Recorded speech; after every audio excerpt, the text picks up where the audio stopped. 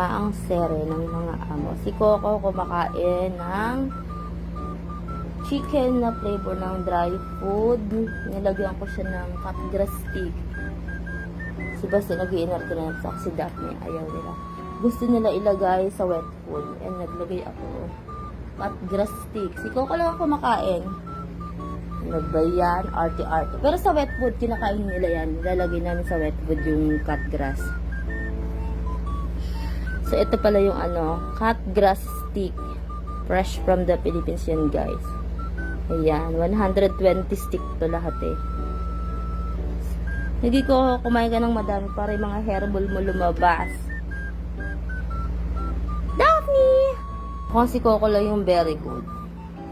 Ito maarte to eh. Attitude yarn. Ayan na nga, ayaw niya nang kumain. Busog na kasi ito kayo na pa ito kumakain, no? Ako si Daphne, si Coco lang yung nakatambay sa labas.